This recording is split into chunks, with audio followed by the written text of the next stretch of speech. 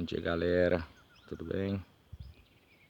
Agrofloresta no Vale do Jequitinhonha. Dia 18 de novembro de 2020. Aqui é uma mandioca criando IP roxo.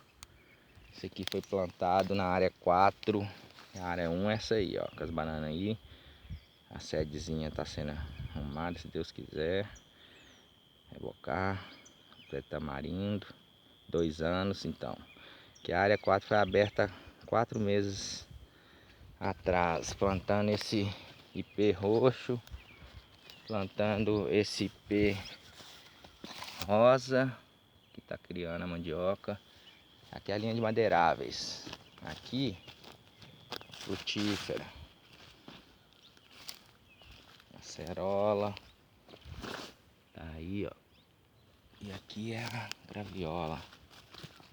Olha como é que tá bonita. E aqui a linha que continuou, que eu... agora essa tem 4 meses. Agora começou a ser plantada a área nova. Aqui é um araçá com a banana. Aqui é um açaí jussara com a banana. Aqui é do lado dele um tamarindo. Aqui é um açaí com banana. Aqui uma goiabinha. Aqui um açaí com banana plantado de 4 em 4 metros. Aqui uma graviola. 1 metro da bananeira e do açaí. Aqui outra goiabinha com açaí. E ali, vamos lá, tem um tamarindo. Olha isso. Tamarindinho. Tamarindo. E aqui uma acerola. Aqui é uma vala. Tem essa matinha um pouco preservada. Aqui foi a área que a gente abriu. E meu tio.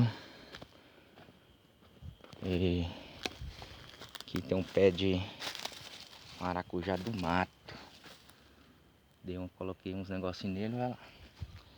Aqui vamos lá na linha de... Ó, essa aqui é nativa, bananinha de macaco. Vamos para a árvore de nativas. Nativas não, de madeiráveis. Aqui é a vaqueta, que é adubadora. Lá de Minas Novas. Aqui é uma amêndoa com a mandioca para ser plantada. Minha mãe tá ali